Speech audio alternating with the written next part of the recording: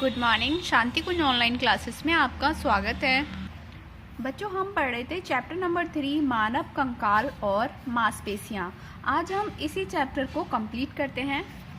आज का हमारा टॉपिक है पसलियां, द रिब केज। तो बच्चों, आप अपने बक्श में पसलियों को महसूस कर सकते हैं। कैसे?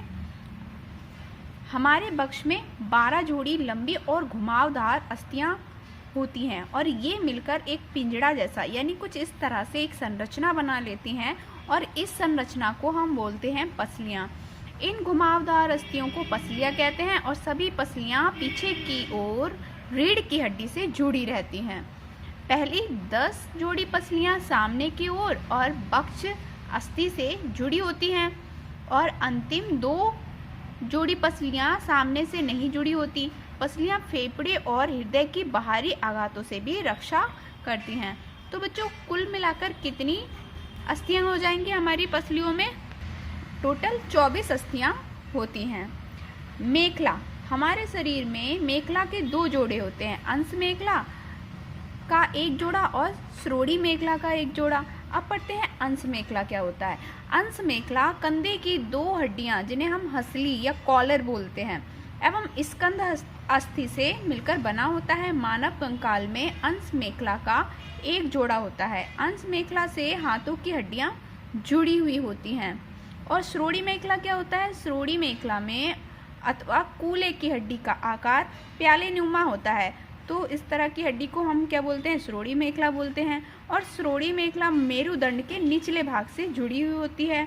कूले की हड्डी में वास्तव में हड्डी के 3 जोड़े होते हैं। तो बच्चों, यहाँ दिख रही है आपको ये हड्डी। श्रोणि मेखला गुर्दे, अमाशय, ब्लेडर आदि अंगों की रक्षा करता है। पैरों की हड्डियां श्रोणि मेखला से ही जुड़ी होती हैं। अंग यानी द लिम्ब, हमारे आसपास अंगों के 2 जोड़े होते हैं। एक अग्र अंग जिसे भुजाएं कहते हैं, एक होता है पश्च अंग जिसे पैर कहते हैं। तो बाਹਾਂ की हड्डी आपको दी हुई है, ये पैर की हड्डी दी हुई है।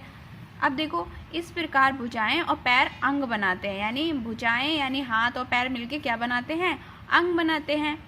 और ऊपरी भुजा में केवल एक लंबी हड्डी होती है जिसे प्रगढ़स्थि यानी ह्यूमरस कहते हैं और निचली भुजा में 2 हड्डियां होती हैं जिन्हें बाह्य प्रकोष्ठा यानी रेडियस और उल्ना जिसे अंता प्रकोष्ठा कहते हैं होती हैं। इनमें कलाई और अंगुलियों के लिए छोटी छोटी हड्डियां होती हैं और ऊपरी भुजा कोनी पर निचले भुजा से जुड़ी हुई रहती हैं। तो ये आप देख रहे हैं ना, इस तरह से ये होती है हमारी कोनी और ये हमारी भुजा होती है। इसे हम अग्रभाग कहते हैं हड्डी का। और ये होती है प्रांगणिका, ये ऊपर का भाग होता है जिसे उल्ना बोल रहे थे हम।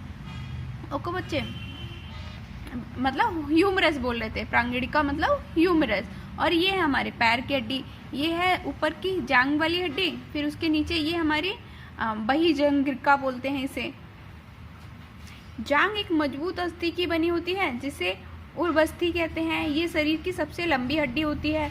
निचली टांग में 2 हड्डियां होती हैं जिन्हें अंतरजंघिका यानी टिबिया और बहिजंघिका जिसे फेबुला कहा जाता है। तो बच्चों, टिबिया और फेबुला कहाँ होती है? ये पैरों की हड्डियां होती हैं जो क्रमशः टखने की हड्डी और बहुत छोटी छोटी पैरों की उंगलियों की हड्डियां होती हैं। पैरों की हड्डियां बहुत बड़ी होती हैं जो हमारे शरीर के भाग को सहारा देने में भी सहायता करती है। अंगूठे को छोड़कर प्रत्येक उंगली में 3 छोटी हड्डियां होती हैं, यानी अगर बाकी की उंगलियां हम देखें तो सब में 3-3 हड्डियां होंगी और अंगूठे में केवल 2 ही हड्डियां होती हैं। टखनों और दोनों पैरों में कुल मिलाकर 52 हड्डियां होती हैं। कितनी होती हैं? 52 हड्डियां होती हैं। अब है संधि यानी जोड़, जिन्हें हम ज्वाइंट भी बोलते हैं। संधि वह स्थान है जहां 2 हड्डियां मिलती हैं। संधियां हड्डियों को गति करने यानी मोड़ने, मूव करने में उनकी हेल्प करती हैं और ये 2 प्रकार की होती हैं। एक होती है चल संधि, एक होती है अचल संधि। तो चल संधि में जैसे कंधे, कलाइयाँ, टखने और घुटने की संधियाँ होती हैं, वो वाले जोड़ कहलाए जाते हैं। और अचल संधि में जैसे उरोस्थि, खोपड़ी और पसलियों की संधियाँ, ये अचल संधियों के उदाहरण है। इसमें क्या होता है? ये मूव नहीं करती हैं।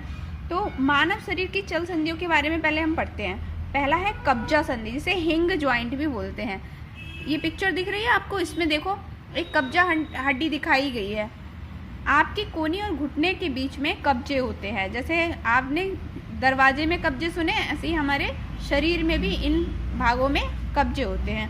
जो भुजाओं और पैरों को झुकने एवं सीधा करने में भी मदद करते हैं। इन्हीं की हेल्प से ही हम झुक सकते हैं, मुड़ सकते हैं, और ये कब्जे दरवाजे में लगे कब्जों के जैसे ही कार्य करते हैं। बिल्कुल, ये केवल पीछे और सामने जैसे घुटनों, कोहनियाँ, उंगलियाँ और पैरों की उंगलियों को गति भी देते हैं, यानी इनकी वजह से हम मूव भी कर सकते हैं। चलो बच्चों, अब आते हैं आपके होमवर्क के पास। आपका होमवर्क है आपके एक्सरसाइज के, आपको रिक्त स्थानों की पूर्ति करनी है। पढ़ते हैं। पहला प्रश्न है, बिना रीढ़ की हड्डी वाले जंतुओं को क्या बोलते हैं? अकशेरुकी बोलते हैं। हमारे शरीर में टोटल कितनी हड्डियाँ होती हैं? इसमें 206 हड्डियाँ होती हैं।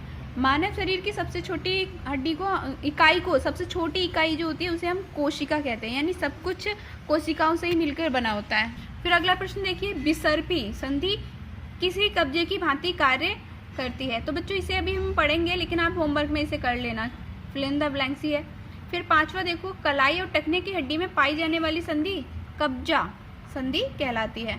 ओके बच्चों, और इसके बाद आपको सही गलत भी करने हैं। पहला प्रश्न देखो, खोपड़ी की हड्डियों से मस्तिष्क की सुरक्षा होती है। सही बात है। हमारा शरीर असंख्य छोटी छोटी कोशिकाओं से मिलकर बना है। बिल्कुल सही है।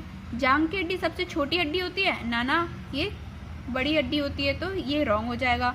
फिर प्रत्येक हथेली में 24 हड्डियाँ होती हैं, तो ये भी गलत है।